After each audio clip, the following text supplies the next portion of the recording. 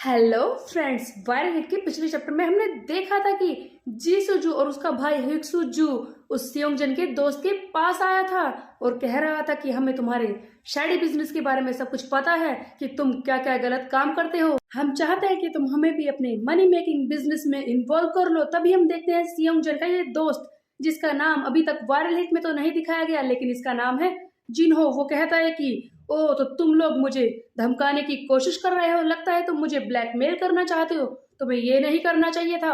और ये जीसू के मुंह पर ग्लास फेंक कर मारता है। जीसू को बहुत ही जोर से चोट लग जाती है। इसी बीच में देखते हैं हम जीसू का छोटा भाई हाइक्सू जू भागता है जिन्हो को मारने के लिए, लेकिन जिन्हो बहुत ही ज्यादा ताकतवर दिखाया है और वो एक ही बारी में उसे जमीन पर गिरा देता है, बुरी तरह से पटक देता है। फिर से जीसू उठता है और इसे टैकल करने की कोशिश करता है, लेकिन जीसू हैरान हो जाता है कि ये आदमी किस तरह से इसके टैकल को भी पूरी तरह से झेल रहा था, वो हिल भी नहीं पा रहा था। तभी हम देखते हैं जिन्हो कहता है कि ओ तुम लोग कितने क्यूट हो, तुम लोगों को तो पता ही नहीं था कि मैं किस तरह का पर्सन हूँ। अगर तुम्हें पता होता तो मेरे साथ भिड़ने की कोशिश बिल्कुल भी नहीं करते। उसके बाद हम देखते हैं जिन्हो वीडियो कॉल पे सियोंगजन से कहता है कि लगता है मैंने तेरे रेस्टोरेंट में कुछ ज्यादा ही मैस फैला दिया है, प्लीज मेरे लिए इनकी सफाई कर देना। तो ऐसा लगता है कि शायद जिन्हो जानता था कि इन्हें सियोंगजन ने भेजा है, या फिर और भी कुछ बात हो सकती है। लगता है ये सियोंगजन का भी कोई राज जानता है। टू दिस सीन सीधे हम देखते हैं रूमी को, जो कहीं पर शूट कर रही होती है। तभी उसे ब्रेक मिलता है और वहां पर जो इसकी फोटो खींच रहा था वो कहता है कि पता नहीं वो लड़का कहाँ गया, कितनी देर लगती है कॉफी लाने में, ढूंढो उसे। इसी बीच में हम देखते हैं यहाँ पर कोई कॉफी लेकर एक लड़का आ जाता है। वो कौन है? ऐसा लग रहा है कि ये वेंगक है, वेंगक हैन, वन पंच टीवी वाला। सो बेसिकली ऐसा लगता है कि वेंगक हैन भी यहीं पर काम करता है, जो आते ही माफी मांगता है कि मुझे माफ कर दीजिए, कैफे में बहुत ज्यादा भीड़ थी इसीलिए मुझे ज्यादा देर लग गई।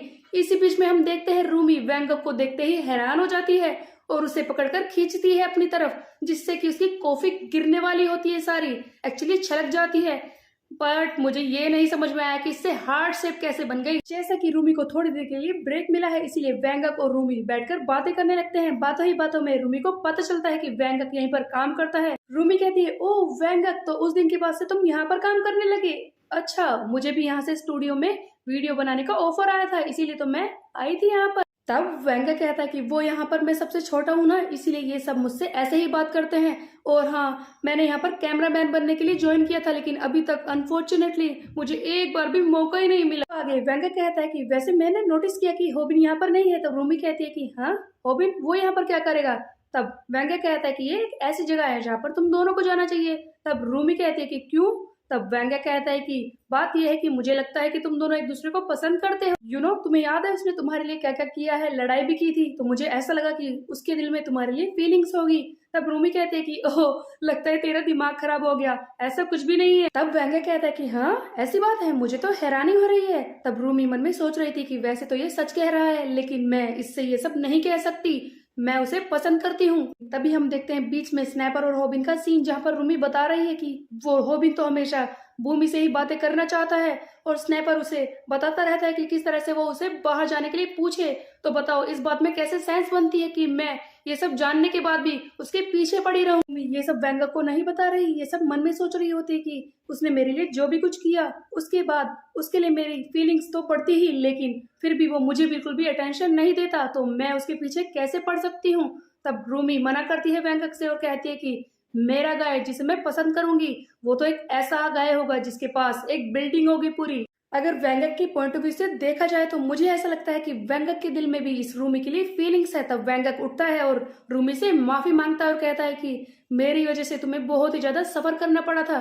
तब रूमी कहती है कि तुम्हें इस बारे में माफी मांगने की जरूरत नहीं है, वो सब खत्म हो चुका है। इसी बीच में वेंगक के लिए एक अजीब सी सिचुएशन क्रिएट हो जाती है, जहाँ पर रूमी इसके पट पर हाथ मारती है और कहती है कि यहाँ पर ऐसी बातें तो होती रहती हैं, अप्स एंड डाउन तो लगे ही रहते हैं, तुम्हें कम से कम मुझे एक ट्रीट तो दे ही देनी चाहिए।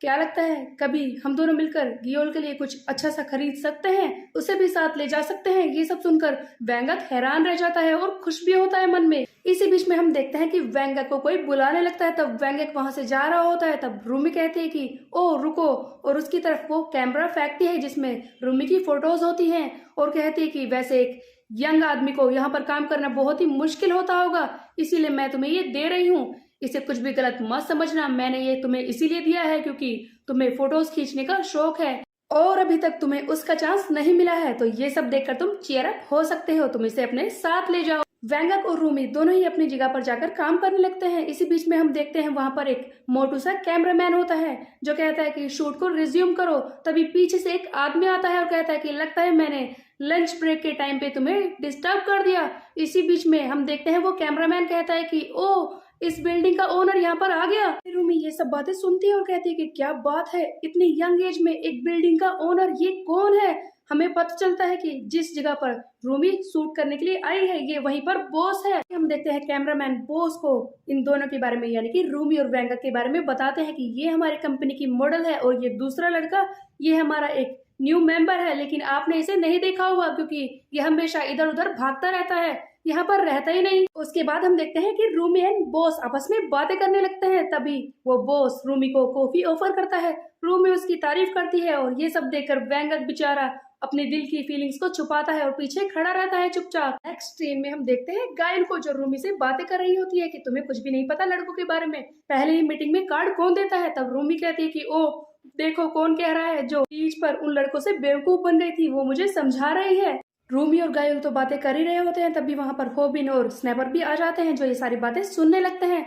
तभी गायल सारी बातें बताती है कि ये सूट पर गई थी, वहां पर बिल्डिंग के ओनर ने इसे बिजनेस कार्ड भी दे दिया, लगता है वो इसमें इंटरेस्टेड है। अब रूमी कहती है कि तुम लोग इस बारे में ज्यादा बातें क्यों कर रहे हो, वैसे भी वो तो मुझसे फ्रेंडली हो रहा था और हाँ उसने मुझे कार्ड ऐसे ही दे दिया, हो सकता है कि कुछ काम वो अच्छा आदमी लग रहा था, लेकिन ऐसा जरूरी तो नहीं कि वो अच्छा ही हो सकता है कि कुछ और बात हो। तभी हम देखते हैं गायल कहते हैं कि होबिन तुम ही बताओ कि तुम्हें क्या लगता है इस बारे में, रूमी को क्या करना चाहिए। होबिन सर अपना ओपिनियन देते हैं नाक में उंगली घुसाकर और कहते हैं कि गो फॉर इट रूमी। ये सब सुनकर रूमी को आ जाता है गुस्सा और उस पर फेंक कर मारती है कुछ। तब होबिन कहता है कि वैसे भी एज तो नंबर होती है, इससे क्या फर्क पड़ता है, तुम उसे डेट कर सकती हो। होबिन की मुझसे ऐसी बातें सुनकर कि जाओ किसी और को डेट करो, रूमी को बहुत ही ज्यादा गुस्सा आता है, इसीलिए तो होबिन को मारती है और वहां से चली जाती है। उसके बाद हम देखते हैं बिल्डिंग का वही ओनर जो हमने थोड़ी देर पहले देखा था, वो शावर ले रहा होता है और अपने आप से ही बातें कर रहा होता है और कह रहा होता है कि लगता है मेरा गला बहुत ही दुख रहा है क्योंकि मैंने आज काफी बातें कर ली हैं, लोग भी पता नहीं कैसे हैं, मेरे लुक से ही इम्प्रेस हो जाते हैं, लेकिन कई बार तो ये मेरे लिए वाइल्ड हो जाते हैं, लेकिन जैसे ही मैं अपने इस दूसरे लुक में आता हूँ इन्हें लगता है कि मैं इनसे विनीत हूँ, ये मुझे अपने आप से ऊपर दिखाने की कोशिश करते हैं, इन्हें पता नहीं है कि मैं क्या हूँ। हम देखते हैं कि ये आदमी खुद पर मेकअप कर रहा होता है और इतने सारे टैटूज बनाने के बाद हमें सच का पता चलता है कि ये आदमी कोई और नहीं जिन्हो है, जिनका वही दोस्त जिसका animal and beauty related channel है और जो बहुत ही ज्यादा खतरनाक भी है। तो अब क्या होगा, अब होबिन की जिंदगी में कौन सा तूफान आने वाला है, let's find out in next chapter. तब तक के लिए मेरे चैनल को सब्सक्राइब कर ले, बेल के आइकन को कर दे प्रेस। फिर मिलते हैं, बाय बाय।